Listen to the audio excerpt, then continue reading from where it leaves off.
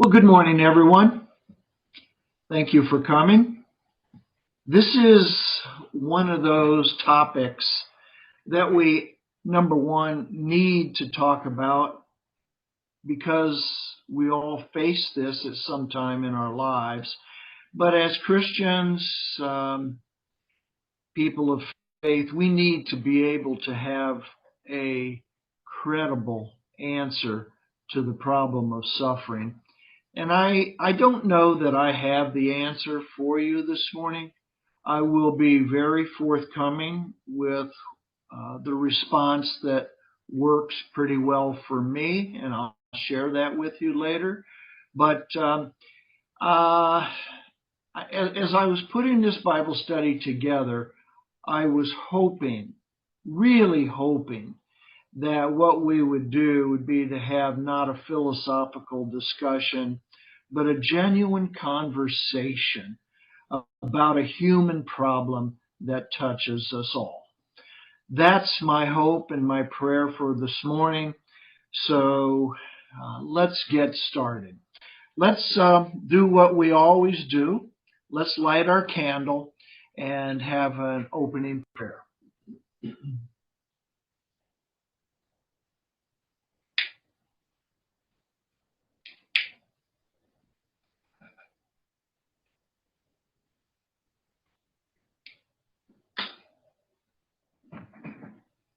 So as you know, this candle is a symbol for the light of Christ in our lives. And as we talk about the big problem today, let's keep our eyes on this flame and its impact upon our lives. Dear God, meet us here this morning. Illuminate us with your wisdom. Fill us with your love, and help us to have a lively conversation about that one issue that touches every human being at some point in their life. Amen. So raise your hand if you have never had your life shattered into a million pieces by something that broke your heart. Anybody? Of course not. Of course not. Anybody over the age of 2 knows that life is not like that. When you think about all the loss that we experience, loss of loved ones, loss of our own health, loss of faith, loss of purpose in life, and ultimately loss of our own lives. It is something that defines in large measure the course of our life. But I'm here to say that I don't think it has to have the final answer. Someone called me last night, some friends, this couple that live up in Wisconsin. They're so far north in Wisconsin, you can almost see Russia from there.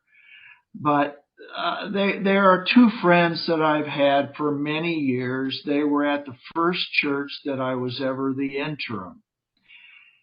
And as things go, Pete has had cancer of the tongue, has had part of his tongue removed, has received a clean bill of health in terms of the cancer. But then he told me that something appeared on a scan this week, and he's going to have, I believe, a PET scan this coming Tuesday. So we're all concerned that, obviously, that the cancer has returned. We talked for a while about that, and I did ask how his wife was, and he said, "Oh, would you like to talk with her?" and he put me on the phone with her. It wasn't long in the conversation before I began to assess that there were memory problems in my dear friend's conversation. And later in the discussion, she told me that she was going to the doctor next week as well to be tested for Alzheimer's. We talked about that. And at one point she said, you know, I don't know why this has happened to us. Obviously, I was very saddened by all this news, and will keep them in my hopes, my best wishes for healing, and in my prayers. But as I was thinking and preparing for our Bible study, I thought, well, isn't that just the way life goes? There are things that happen. And sometimes I'll say it this way, sometimes we're surprised when cancer comes calling, or when memory loss or other kinds of medical issues, and we wonder why this is happening. Other days, I wonder why it doesn't happen a whole lot more. And I wonder, maybe life is more challenges and struggles and problems, and then we'll have a window of peacefulness. As we all know, sorrow comes calling in many different forms. There is this word, and I said I don't want to have a large theological, philosophical discussion, but there is this word, theodicy, and maybe you remember it from your college days. If God is all powerful, and if God is all loving, why is there suffering in the world? Sometimes we'll ask it, why does evil exist? For our purposes today, it's essentially the same thing. If God is the God that we wish God were, that God was all powerful and all loving, how can there be suffering in our world? This theodicy is what philosophers struggle with in defense of God's goodness and omnipotence in light of the suffering experience that we as human beings have. Before we get to some of these questions, we're going to go there right away, but I want you to think about this. Is this, how do I ask this question, friends? Well, let's go to these answers. If God is all powerful and all loving, why do my friends suffer, the ones that I talked to last night? What are some answers that you've heard people give to this question? Why do Pete and Ruth have these struggles? What do some perhaps religious people say? What have you heard people say?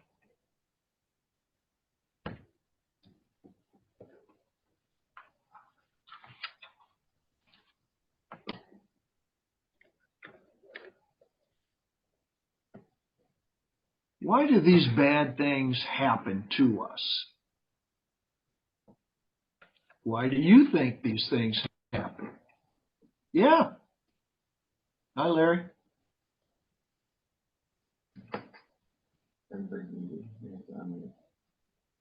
You're muted, Larry. Larry, you're muted. You're still muted, Larry. We can't hear you.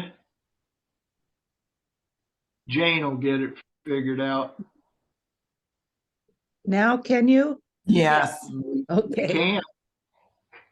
What were you saying, So Larry? some people say suffering is just a part of aging. It's a part of the life process that we all have to go through. Okay? It's just part of life. I think there's What great, other, Sheila? I think there's, sometimes you can't realize it until after the fact, but I think there's great learning that occurs. Seeing yourself in a different way, learning something new about yourself that happens during these periods of great suffering. Yeah. Sometimes we can, can't we? Sometimes in retrospect, we can look back and we say, you know, that that taught me something about myself and my abilities. Okay. Do Mary? Christian people, Mary? Yeah, hi, Mary. I agree with Sheila. And I also think that in our suffering, we are given unremarkable strengths. That in itself is a lesson. And I think we probably realize this in retrospect. It's not when it's happening, but later on, maybe a day after surgery or 3 or 4 months after we've had an experience, we realize that we have been given this inner strength. I don't think it's within ourselves. I think God is surrounding us. God provides that for us. Okay. Have you ever heard anybody say, well, God is testing me? I don't believe God that. is. I'm sorry, Mary? You don't believe that. Nope. And tell us why you don't believe that. I don't think God is that kind of judge. I don't think he is putting us on a stage and saying, look, I'm in control of you and I'm going to test you. No. Other people might say that God is trying to teach us something. You like that any better? Yes. You do. Okay. What about God is punishing us?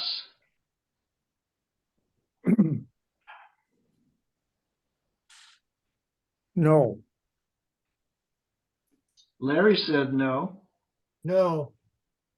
What about God purifying us, taking us through these fires to refine the gold? Yes. Yes. Larry, go ahead, Larry. Tell us why this doesn't seem satisfying to you.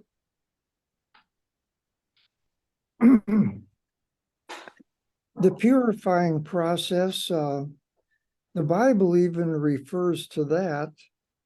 Isaiah refers to faith being refined, made stronger, as silver is in the refining process.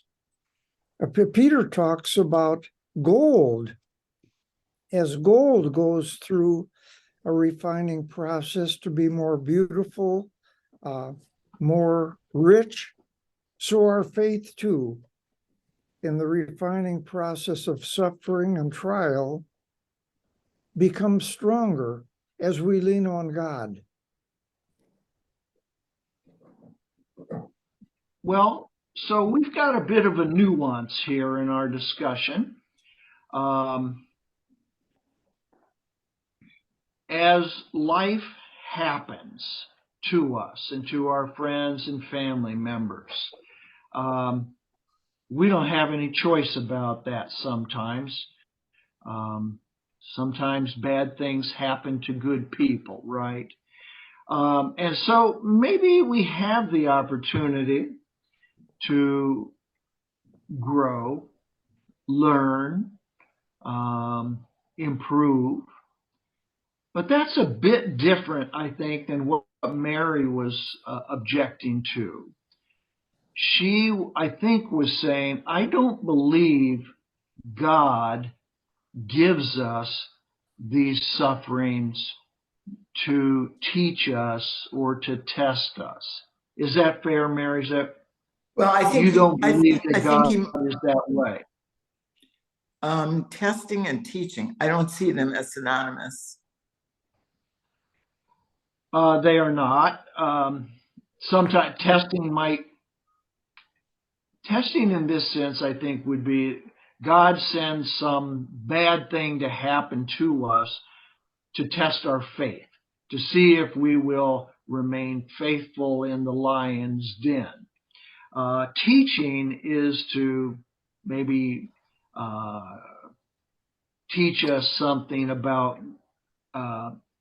God's omnipotence, or maybe teach us something about our faith that we may need to attend to. So you're right, they're not the same.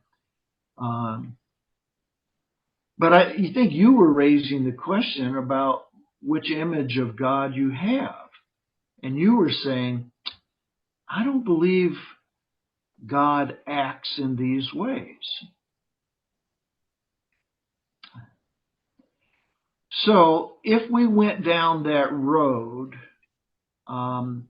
whether it was testing, teaching, punishing, or purifying, you'll notice that what all of these answers, let's put that in quotes, have in common is that God is the source of these sufferings. God has initiated this. God has given these struggles to us.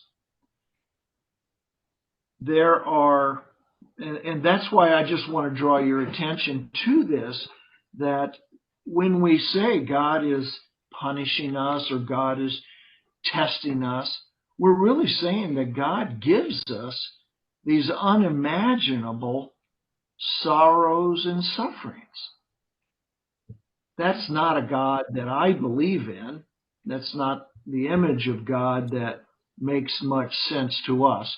I'll tell you what, just get up in the morning, put your feet in your slippers and walk around for an hour or two, and you'll have plenty of reasons to struggle without God giving us struggles. Does anybody disagree with that? That maybe God does give us problems in our lives, sufferings? Does Dr. Sheila believe that people come to see her because God has imposed something medically in their lives? No, I don't think so. No? I think these things happen. I got to thinking, if we believe that once we are eternal, that God isn't throwing stuff at us to punish us or purify us or test us, maybe it has something to do with the physical. And maybe, I don't think God is the source of all of this, but I wonder if it has something to do with being in the physical that is causing some of these things to happen. Appreciate that. Just a thought. You do, friends, you do know, yeah, we'll talk about that. Friends, you do know that there are fellow Christians who believe this, that God controls everything, and if there is something of a suffering nature, they think that God has, in effect, given them this. Mike gave me a note that Judy raised her hand, and I don't have Judy on my screen here, Mike. I'm here. Okay. I'm here. Hi, Judy. I want to let you in here so we can hear what you have to say.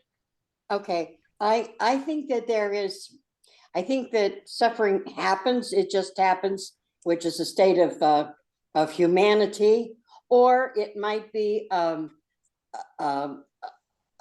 act of Satan, of the devil. But I think God is there to help us through the suffering. Mm-hmm. Please hang on to that thought, Judy, because that's where we're going. You know how when something bad happens, I had a friend that was in a horrible accident last night, Mm. And I learned of this. She totaled her car. She broke her sternum. She was in the ER all night long. And I think it's really going to be a game changer for her because she's of that age that this is going to be hard for her to bounce back for because of other concerns and issues she has. When something like this happens, one of the first things people will say is, "Why did this happen? Why did this happen to me?" I don't know. There's something about that question, why? This seems to be the first thing we say. I'm not sure it's, I know it's such a human reaction. I just don't know if it is a helpful question. So, but we'll get to that in just a moment. Sheila, tell us a little more about what you were saying about the physical. Well, I was just comparing and contrasting. Do I believe that we're going to be having all these things thrown at us when we're eternal? No, I think we've quote, learned our lessons. So I said maybe it has something to do with being here in the physical incarnate that I see. causes us to be challenged. Yeah. Okay. Jim, can you hear me? I can. Chuck Jennings? Yeah, please. Hi, Oh. Chuck. Hi, I've been trying to get on here a little bit. I think things happen like this to bring us closer to God. I know that when I have gone through these things, I'm much closer to God. And I'm not saying they happen for that reason, but the result is that. I think you're very fortunate. You must know many people who fall away from God when sorrow comes calling. Particularly, and it's not unusual. I see it a fair amount. Um, okay, Ed wants in as well. We'll get you in, Ed. But people often leave the church when their loved one dies. And I wonder why that is. At the very time, Larry shaking his head, at the very most critical, important time that we need God's support and presence and faith in our lives, people walk away. And I think they walk away because they've been taught about some false image of God. We'll get to this in just a moment. I don't want to mess Mike up on the slides, but there is a huge difference between what some churches teach their flock when they'll say, God takes care of us. That's very different than God cares for us. Churches teach their people, if you're faithful, if you do all the right things, God will put this force field around you of protection, and you will not suffer. I don't know what could be farther from the truth. I don't like that image of God as some great protector because, quite frankly, I don't see that as realistic. Sorrow and suffering comes calling for every single one of us. But if that's the God you've been taught, all you need to do is wait a day. And something's going to happen. Somebody close to you is going to get sick or die or have a stroke or cancer or heart attack. Something's going to happen, accident. And you're going to say, now I not only have a problem dealing with this crisis, now I have a crisis of faith because this God that I was told would be there for me didn't show up. I remember a number of years ago when I was the pastor of this church around Milwaukee for about 13 years. And this new fella came to service one day, and I just happened to be talking about this problem. And he came to me afterwards and he said, Jim, we've been having problems in our Presbyterian church, and my friend said we should visit here. This was a congregational church. And he said, I'm so glad that I did because you talked about this problem today. He said, I have a very rare form of B mantle cell cancer, and my prognosis is not very good. But he said, I know today who I want to be with me through that illness, and I know who I want to preside at my funeral. He said, because you talked about the difference between the God who takes care of us and the God who cares for us. This is a very critical distinction, folks.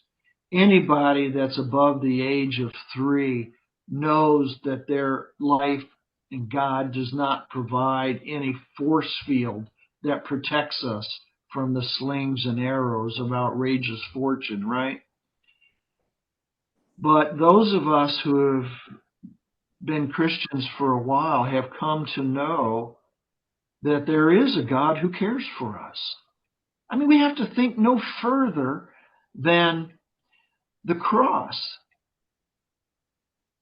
Father, take this cup from me, but not my will, but thine. How many times have you preached on that, Larry? You know, Jesus hung on the cross in a very real way. There were early Christians called the Docetists who said it only seemed like Jesus was human. No, Jesus was human. And he suffered human pain and sorrow. And he prayed that God would take this away.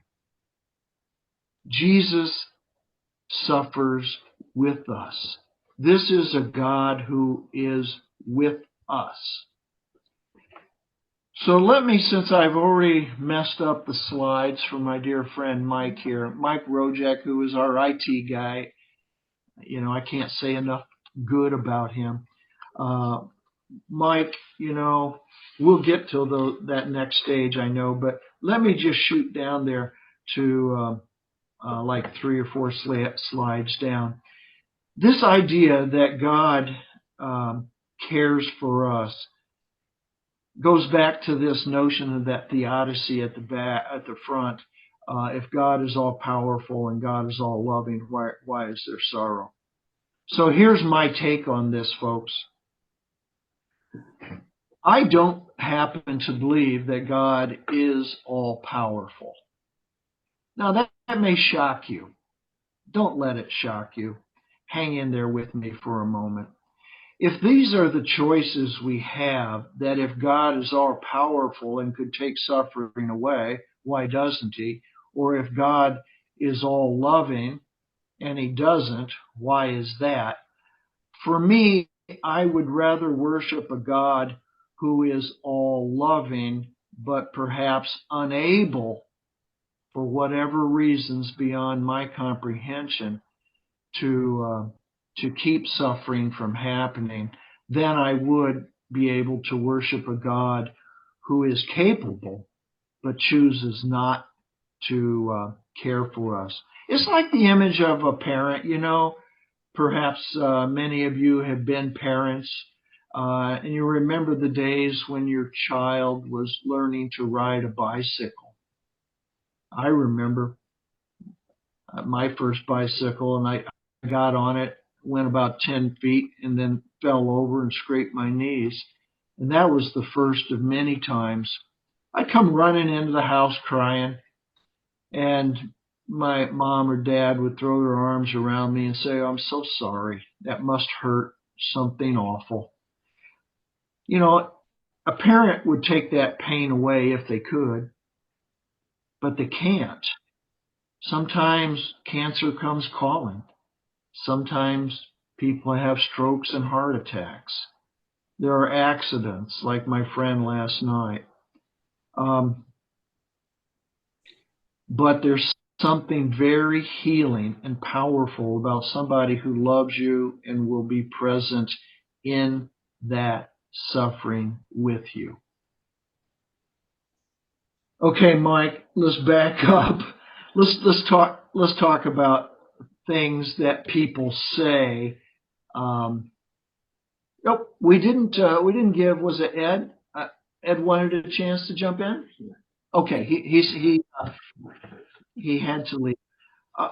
There are some things that people say when suffering occurs that are helpful, and there are things they say when it is not helpful. What are the unhelpful things you have heard that people have said to others who are suffering? Can you remember any of those?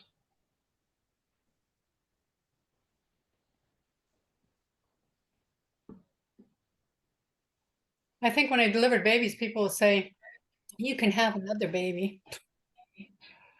Oh Oh, my. Yeah. or Yeah. that it was early in their pregnancy and they say, well, it was probably a blessing. Maybe that baby wasn't going to be right. You ever heard the term, maybe God needed another little baby, a beautiful little baby? Maybe God needed another angel. Maybe God needed another electrician. Maybe God needed another school teacher. Some people say that. Other things people have said. You ever hear of people saying, "I know how you feel." We might have an experience similar, but we don't know how somebody feels. It could be worse.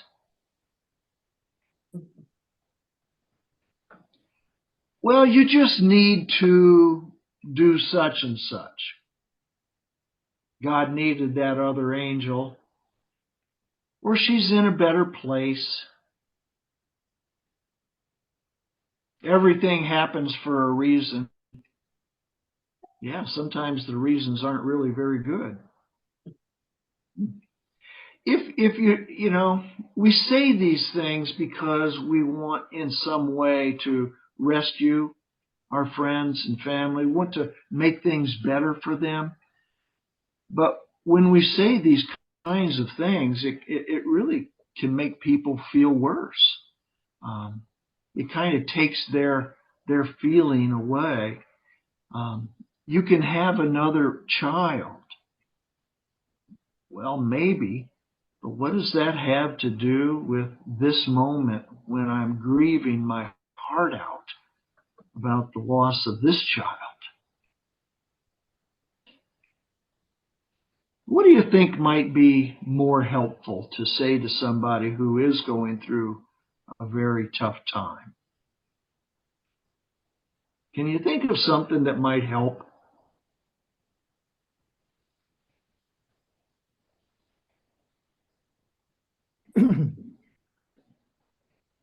Go ahead, Larry. I don't really know why this is happening to you, but I do know that God loves you, He loves us, and He'll make something good come out of this. There is something very powerful about just acknowledging our ignorance. I don't know. I don't have the answer why this has happened. Judy, you had something to add? I think it might just be Make sure better you're to ask that person. I just to just ask think, them. There's an echo, Jim. We can hear Judy, but yeah, you have to mute her. Somebody over there has to mute. Go ahead, Judy.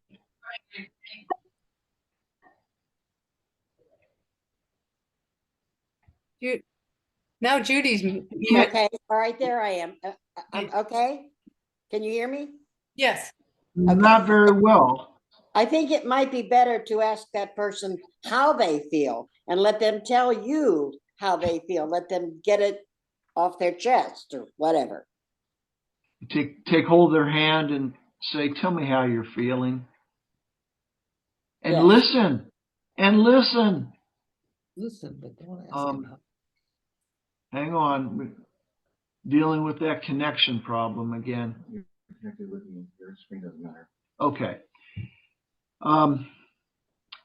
You know that old phrase, God gave us one mouth and two ears, and we ought to take the hint. Here's the thing that I've learned over the years. There's really not much that we can say to make things better for somebody. But when we listen to them, as Judy says, there is a measure of healing that words can't really fill. So that's important to say that. It's important to acknowledge their loss. You know, Janet will be so missed. I'm really sorry to learn of this tragic news.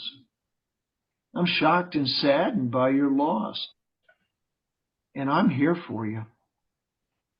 I'm here for you. I think you're right, Judy. It's not what we have to say. It's our presence and our willingness to listen to the pain of the person going through this difficult time. We had something happen in the Milwaukee area. I think it was back in August of 2012. We had one of those things, I know they've been going on for a while, but at the time, that was 11 years ago, this was still not really frequent.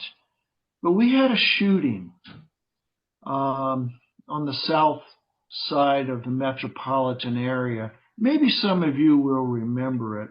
I remember it like it was yesterday. There was a Sikh temple, and there was a shooting that occurred there on August 20, and 7 people were killed. The Sikhs are not Muslim. They are different. And this one man who was, they described him as a white nationalist. He went into the temple and began shooting. They were in worship service. As he made his way around the temple, he first went to the sanctuary, and then he went down the hall to where people were eating. The kitchen was right off of that hallway, and there was a closet in the kitchen where little children were hiding as they could hear the gunshots. I know of this temple very well because my church sent me down there with 7 prayer shawls, and they asked me to deliver them to the front office and say that it was a gift from our church to their temple. I drove down there. I'll be honest with you, I was nervous about it. But I went down there and parked in the parking lot, grabbed the bag with the 7 beautiful prayer shawls, and I walked in the front door. I could see right away that I needed to remove my shoes, which I did. And right away, this Sikh gentleman came up to me and asked if he could help me. And I explained who I was and that I had come from a local church and had these prayer shawls. I was thinking I would just leave them at the front office just inside the door. But he took me by my arm and he welcomed me into the temple. And he introduced me around like I was some favored guest. He took me to the sanctuary, and on the way in, he showed me the bullet that was still embedded in the door frame. He took me to that room down the hall where they eat a meal every time they have worship. He gave me a seat of honor, and there was a line of people waiting to fill their plates. I felt uncomfortable about this, but it was a cultural thing, and he took me to the head of the line. He introduced me around, and he sat me on this place on the floor with a pillow and allowed me to eat what was on my plate. And then one by one, he brought the grieving members of their family members who had been killed, and he introduced them to me.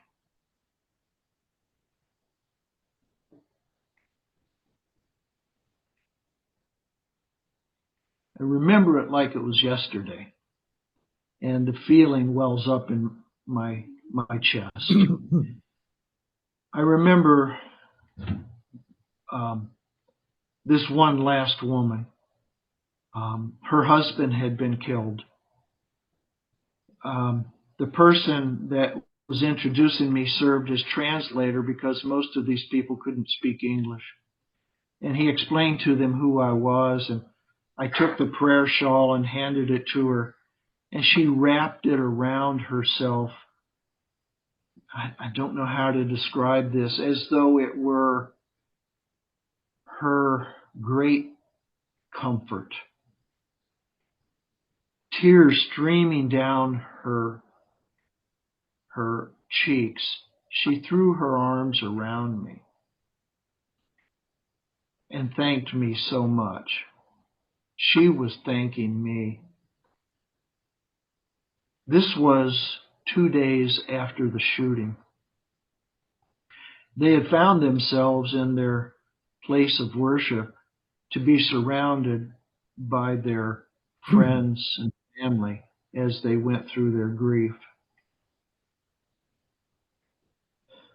I stood there because I didn't know her language and she didn't know mine. But I knew in that moment that as our eyes connected, that she understood. She understood that there were no ways, no words that I could say that would take away the pain. I had just come to be with her and to provide some symbolic gesture that my heart broke for her as well as did our church with their temple.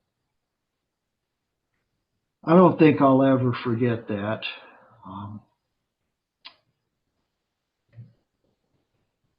I don't think I'll ever forget that.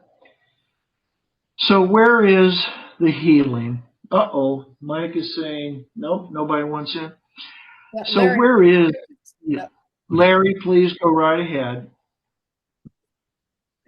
I agree, being present with people, holding their hands, giving them something, as you described, prayer shawls, listening to people can be helpful.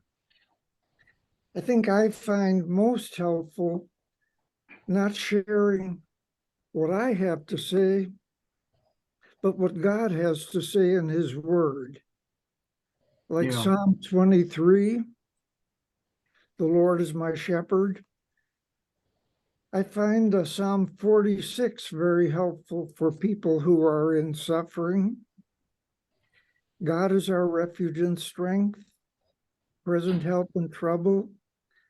Be still and know that I am God. Psalm 27 has been very helpful for me to share with people. The Lord is my light and salvation. Whom shall I fear? Psalm 130, out of the depths have I cried unto thee, O Lord. Lord, hear my voice. I find God's word Larry, to share is Larry, much more Larry, powerful. Yes, don't forget Psalm 121. yep. I lift Mhm. up mine eyes into the hills, from whence does my help come? My Mhm. help comes from the Lord, the maker of heaven and earth. See, Larry's talking about giving people something to hold on to.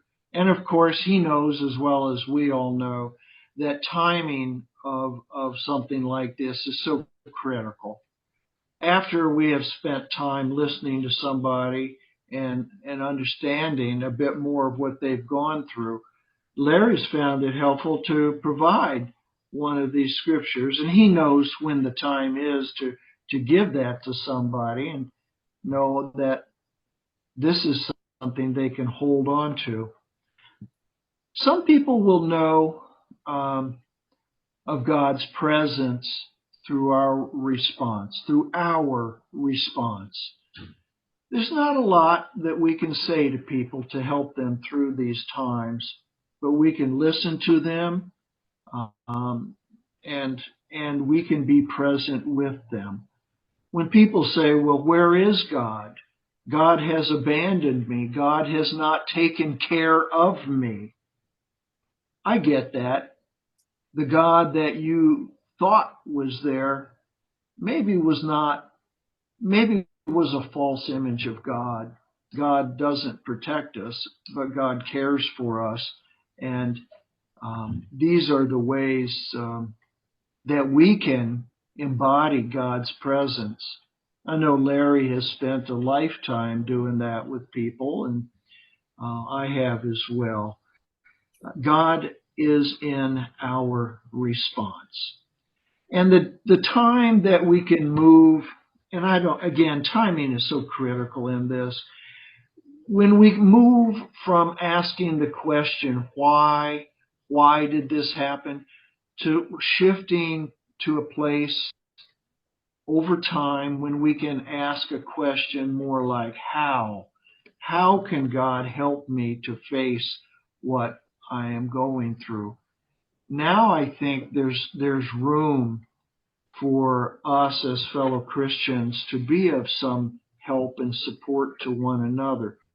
The question, why did this happen, probably is, I don't think anybody's ever come up with that answer. But when we ask, how can we move through this? How can God help us? Then I think that we may be in that place.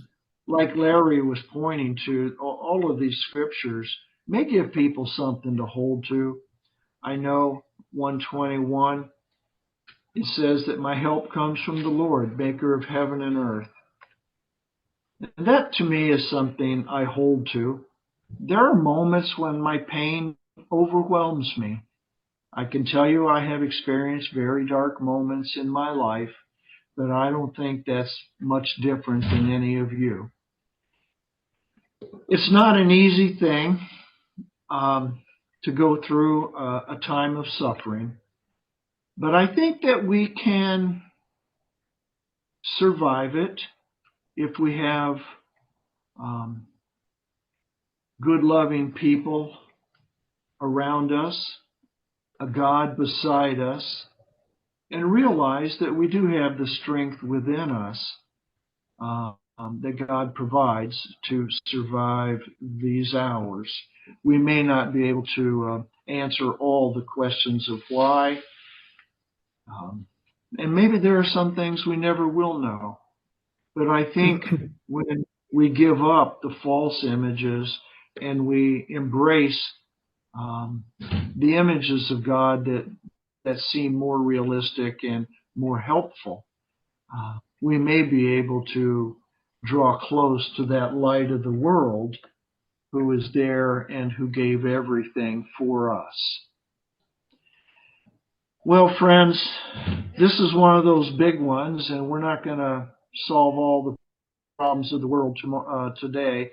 And I do have that 10 o'clock folks waiting on us. I want to remind you to grab a copy of Speaking Christian. It does come in paperback form, and you can get a used copy online if you want at a very reasonable price. I've been hearing prices that just shock me that people tell me about. I would encourage you next time to read simply the first 2 chapters. It's only about 30 pages, and there's not a lot. It's not small print with a lot of words on it. It shouldn't take you very long. But it's entitled Speaking Christian by Marcus Borg. If you have any question, get a hold of me, and we'll have a discussion about the first 2 chapters in Speaking Christian next time. Gosh, I wish I could stay with you all day long and hear more about your approaches to these big problems. But that's the good thing about being a church is I'll see you on Sunday, and maybe we'll have a chance to talk soon about some of these very important questions before our faith. May God bless you, and may God bless our dear United Church of Marco Island. See you soon. Amen.